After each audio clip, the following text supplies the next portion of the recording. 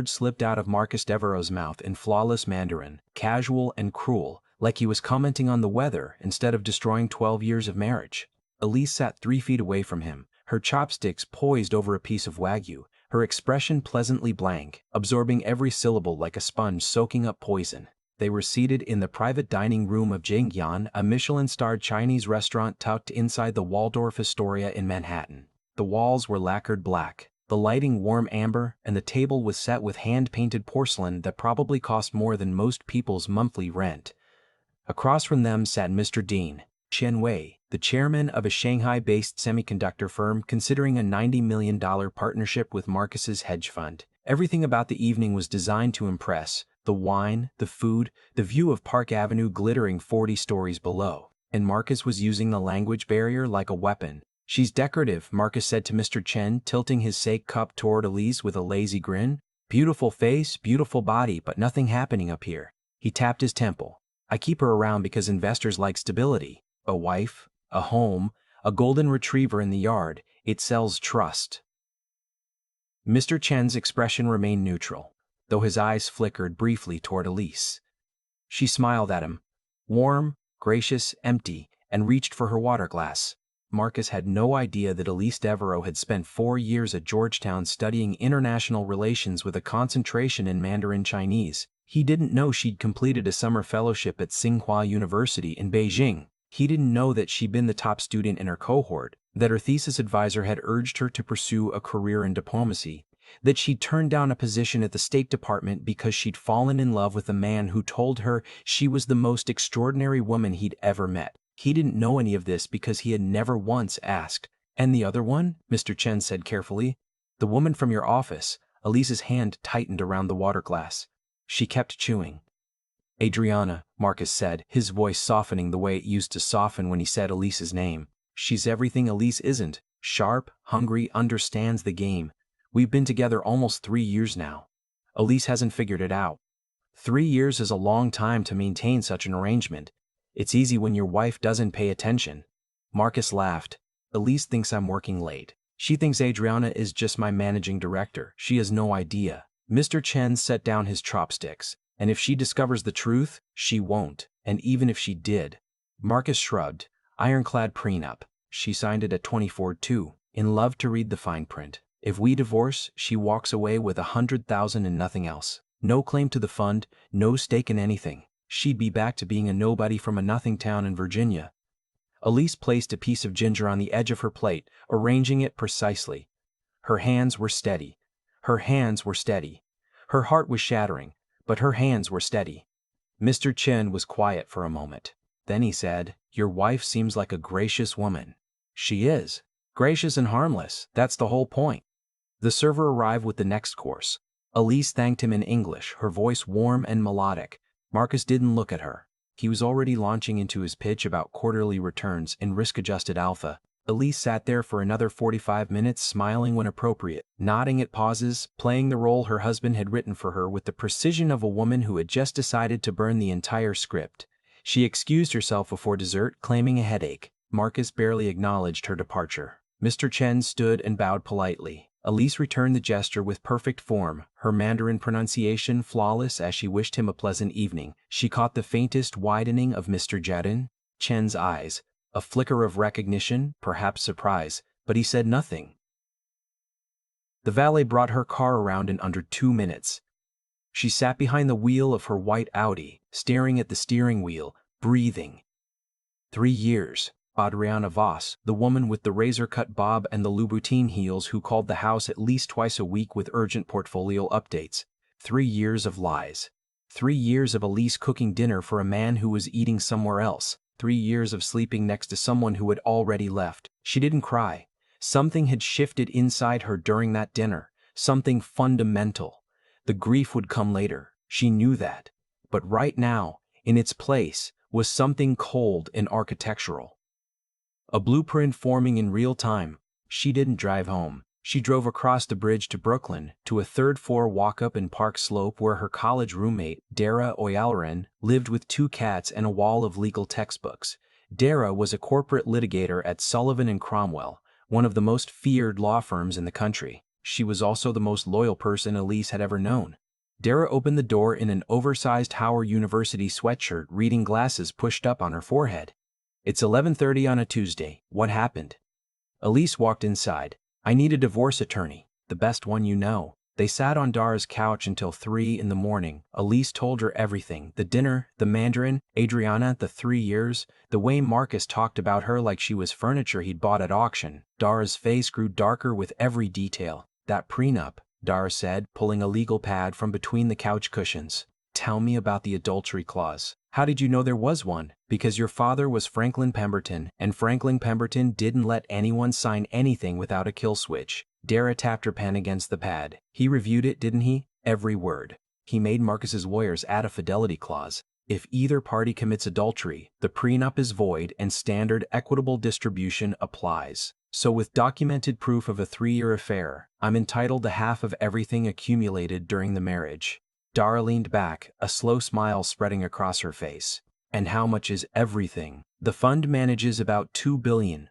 Marcus's personal stake plus our joint assets, real estate, the art collection. Conservatively, we're looking at somewhere around $300 million in marital property." "Elise."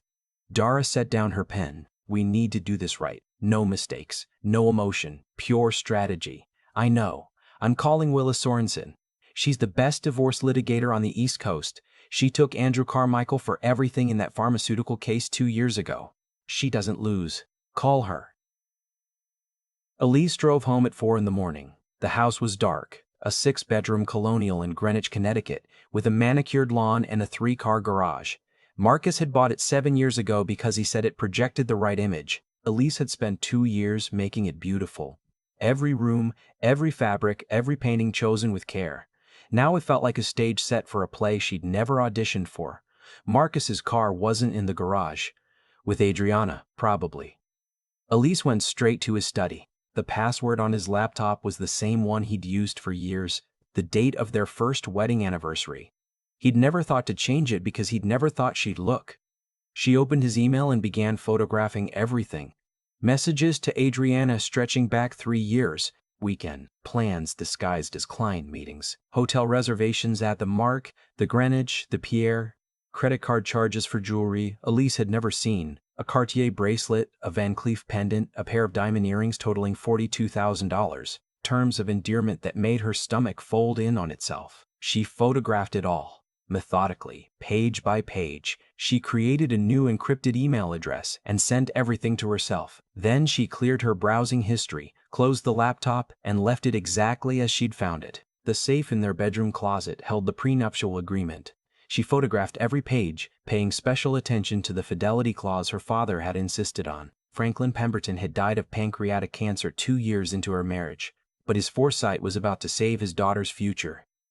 She heard Marcus's car in the driveway at 5:15. She was already in bed, eyes closed, breathing slow. He came into the bedroom smelling like someone else's perfume. He slid under the covers and put his hand on her hip. "Love you," he murmured. Elise lay perfectly still in the dark, her jaw clenched so tight her teeth ached. The next morning, she met Willa Sorensen at her office on the 52nd floor of a midtown tower. Willa was in her early 60s, silver-haired with the quiet intensity of someone who had been winning unwinnable cases for 3 decades. She wore a charcoal suit and no jewelry except a single watch that looked like it cost more than a car. "I've reviewed the prenup," Willa said. "It's remarkably well drafted for your benefit. Your father knew what he was doing. He was a tax attorney for 30 years. The fidelity clause is airtight. With the evidence you've gathered, the prenup is void on its face. But I want more than that." Willa opened a folder. "You mentioned your husband's fund is preparing for a secondary raise. A major capital campaign targeting institutional investors. In about 8 months. He's been talking about it constantly. If we file now, he'll have time to move assets, restructure, hide money. But if we wait until just after the capital raise, when all the financial disclosures are public record and the fund's valuation is locked in, he can't hide anything." "Exactly. The difference could be $50 million or more." Elise stared at the Manhattan skyline through Willa's floor-to-ceiling windows. 8 months of pretending. 8 months of dinner and small talk and sleeping beside a man who thought she was stupid. "What do I need to do?" she said. Willa outlined the plan. Slowly move funds from joint accounts into Elise's name, charitable donations, personal investments, home improvements, all legal, all within her rights as a joint account holder. Continue documenting Marcus's affair. Build a timeline, keep a journal, and most importantly, start building a life outside the marriage. This isn't just about the divorce, Willa said. This is about who you're going to be on the other side of it. Start thinking about that now. Elise left Willa's office and drove to the nonprofit where she'd been volunteering for the past 6 years. The Pemberton Foundation, named after her father, provided financial literacy education and small business grants to women in underserved communities. Elise had started it with a $200,000 inheritance and grown it into an organization serving 3,000 women a year across 4 states. Marcus had never attended a single event. He called it her little hobby. "You seem different today," said Gloria, the program director, when Elise walked in. "I'm deciding some things," Elise said, "about what I want my life to look like." She spent the afternoon reviewing grant applications, leading a workshop on credit management, and meeting with a corporate donor who wanted to expand their partnership. Real work. Meaningful work. Work that Marcus had never once acknowledged. That evening, she cooked dinner. Salmon, asparagus, wild rice. Marcus came home at 8, already on his phone. They ate in near silence. He scrolled through emails between bites. "I'll be late tomorrow," he said. "Board meeting." "Of course. You don't mind? Your work is important." She smiled at him across the table, and it was the most convincing performance of her life. The weeks folded into a rhythm. During the day, Elise was the perfect wife. Charity lunches, Pilates classes, tasteful appearances at Marcus's side. At night, while he worked late or disappeared for weekends with Adriana, she built her case. She transferred money carefully. 8,000 here, 12,000 there. Categorized as foundation donations, home renovations, personal wellness expenses. Marcus never checked the statements. He'd never once opened a bank notification in 12 years. She also paid closer attention to his fund. Devereaux Capital Management specialized in emerging market debt, complex, opaque, and highly leveraged. Elise, who had a degree in international relations and had spent years absorbing financial conversations at dinners, Marcus assumed she didn't understand, began noticing things. It happened by accident at first. Marcus left his Bloomberg terminal open one evening while he took a call on the terrace. Elise glanced at the screen and saw an email chain between Marcus and his chief compliance officer discussing a series of trades that appeared to violate the fund's own risk limits. The language was careful, coded, but Elise had heard enough shop talk over 12 years to recognize what she was reading. They were taking positions far larger than what they'd disclosed to investors, using shell entities to mask the exposure. She photographed everything and sent it to Willa. Willa called within the hour. "This is significant. If they're misrepresenting their risk exposure to institutional investors, that's potentially securities fraud. The SEC would be very interested. Can we use it, not directly in the divorce, but as leverage?" "Absolutely. If Marcus knows we have this, he won't fight us on the settlement. He'll want this to go away quietly." Elise also began watching Adriana more carefully. The managing director drove a Porsche Cayenne, wore Oscar de la Renta to the office, and had recently moved into a $2 million condo in Tribeca. Her salary at the fund was $350,000, generous, but not Porsche and Tribeca generous. "I think she's skimming," Elise told Willa. "Phantom expenses, inflated vendor payments, something." Willa brought in a forensic accountant named Russell Park, a quiet man with wire-rimmed glasses who could trace money the way a bloodhound traces scent. Within 2 weeks, Russell had his answer. "Adriana Voss has been systematically embezzling from Devereaux Capital for approximately 2.5 years, Russell reported. False expense reports, duplicated vendor invoices, and unauthorized transfers to a personal account routed through an LLC in Delaware. Total amount, approximately $1.2 million. Elise read the report twice. Marcus's mistress had been stealing from him for as long as they'd been sleeping together. The irony was almost elegant. "We sit on this," Willa said. "Let her keep going. When the time comes, it's another card we can play." 4 months in, Elise had a moment of weakness. She was standing in their closet, looking at a photo from their wedding. Marcus lifting her veil, both of them laughing, sunlight streaming through stained glass. She remembered how it felt to be that woman, how completely she had believed in him. She sat on the closet floor and cried for 20 minutes. Then she washed her face, reapplied her makeup, and drove to a networking event downtown where she handed out 30 business cards for the consulting firm she was quietly building. 5 months in, she had lunch with Dara. "How are you holding up?" Dara asked over salads at a cafe in Soho. "Some days are harder than others, but I feel more like myself than I have in years, like I'm waking up from something."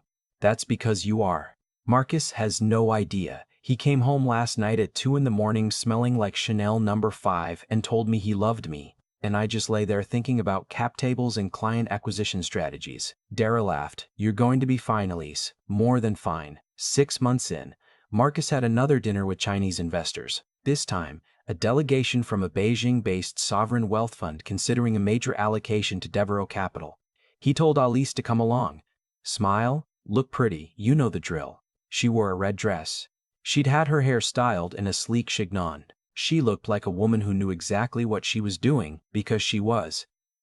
The dinner was at the same restaurant, the same private room, the same lacquered walls and amber lighting. But everything else was different.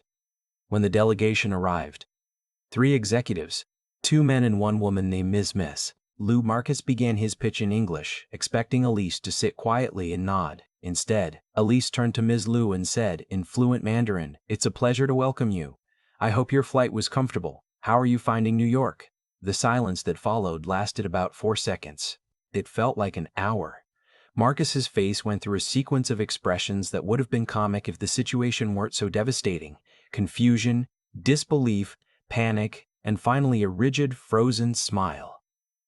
Ms. Lou's face lit up. She responded in rapid Mandarin, delighted to find a conversation partner. For the next 2 hours, Elise spoke with the delegation in both languages, discussing not just business but Chinese monetary policy, Belt and Road infrastructure implications, and the regulatory landscape for foreign fund managers operating in mainland markets.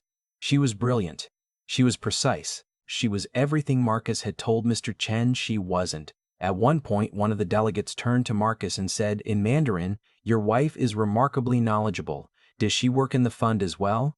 Marcus, who could not understand the question, smiled blankly. Elise answered for him. "I run a nonprofit focused on women's financial empowerment.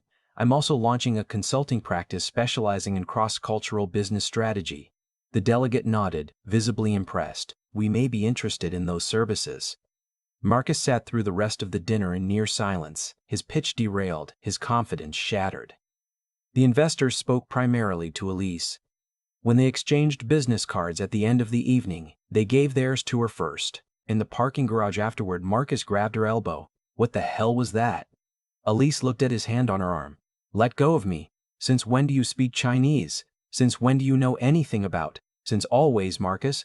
Since before I met you." "Since always, Marcus. Since before I met you. Since Georgetown. Since Beijing. Since every single day of our marriage that you never bothered to ask me a single question about my life." His face was white. "This is insane. You made me look. I didn't make you look like anything. You've been doing that yourself for 12 years. She pulled her arm free. "I heard you, Marcus. That dinner with Mr. Chen 6 months ago. Every word. You called me stupid. You called me decorative. You told him about Adriana." The color drained from his face so completely he looked like a man watching his own autopsy. "I've spent the last 6 months documenting everything," she continued, her voice level and calm. "The affair, the emails, the hotel rooms, the $42,000 in jewelry you bought for your mistress with money from our joint accounts. I've also found some very interesting things about your fund's risk disclosures, and about Adriana's creative approach to expense reporting." Marcus opened his mouth. Nothing came out. "I'm filing for divorce. The prenup is void, fidelity clause, Section 4, Paragraph 12. My father wrote it himself. You should have read it more carefully." "Elise, wait. We can talk about this. I'll end it with Adriana. We can start over." "No. Think about what you're throwing away. The house, the lifestyle." "I'm not throwing anything away. I'm taking back everything you stole from me. My time, my confidence, my career, and about $150 million in marital assets." She got into her car and drove away. In the rearview mirror, Marcus stood alone in the parking garage, a man watching his empire crack in real time. She didn't go home. She drove to a boutique hotel in the West Village where she'd reserved a room under her maiden name 2 weeks earlier. Her suitcase was already in the trunk. She'd packed it piece by piece over the past month, hiding items in her gym bag, her car, the foundation office. She ordered room service, called Willa, and said, "It's done. File tomorrow." The next 8 weeks were chaos. Marcus's lawyers came out swinging, claiming Elise had manipulated the situation, that she'd been planning this scheme for months, that her calculation of marital assets was inflated. Willa demolished every argument. The prenup was void. The affair was documented beyond dispute. The financial records were meticulous. And when Marcus's team tried to undervalue his fund stake, Willa introduced the evidence of undisclosed risk positions and suggested the SEC might find it relevant. Marcus's lawyers requested a settlement conference the next day. Meanwhile, Adriana Voss was fired after an anonymous tip led the fund's compliance team to discover her embezzlement. The board launched a full investigation. The capital raise was postponed indefinitely. Investors began pulling their money. The divorce was finalized 4 months later. Elise received $140 million in assets, including the Greenwich house, which she sold immediately. She also received her freedom. She used the first year to build. The consulting firm, Pemberton Advisory Group, named after her father, launched with 3 employees and a single client. Within 18 months, it had 12 clients, a staff of 15, and offices in Manhattan and Washington, D.C. Her specialty was exactly what she'd been preparing for without knowing it, helping American companies navigate cross-cultural business relationships, particularly in Asian markets. She expanded the foundation, tripling its budget and launching a scholarship program for first-generation college women pursuing business and international studies. She endowed it with $10 million of her settlement. She reconnected with friends she'd lost during the marriage, people Marcus had subtly discouraged her from seeing because they weren't useful. She traveled. She read. She remembered what it felt like to have opinions and voice them without checking someone else's reaction first. Marcus, stripped of his CEO title and facing an SEC investigation, eventually settled with regulators for a substantial fine and a 5-year industry ban. The fund he'd spent 20 years building was liquidated. The last Elise heard, he was working as a consultant for a mid-tier wealth management firm in Stanford, a fraction of what he'd been. She felt nothing when she heard the news. Not satisfaction, not pity, just distance. He was a closed chapter and she had too many open ones to look back. One evening, almost 2 years after the divorce, Elise stood at the window of her new apartment, a sunlit loft in Chelsea with exposed brick and floor-to-ceiling bookshelves, holding a glass of wine and looking out at the Hudson River. Her phone buzzed. A text from Dara saw the Forbes feature, Pemberton Advisory, the quiet powerhouse reshaping cross-cultural business. "You're famous." Elise smiled and typed back, "Not famous, just finally visible." She thought about that dinner at Genuine, the night everything changed, the woman who'd sat there pretending not to understand while her husband called her worthless. That woman felt like a stranger now. She'd been broken open that night, every assumption about her marriage, her worth, her future shattered in the space of a single conversation she was never meant to understand. But from those broken pieces, she'd built something real.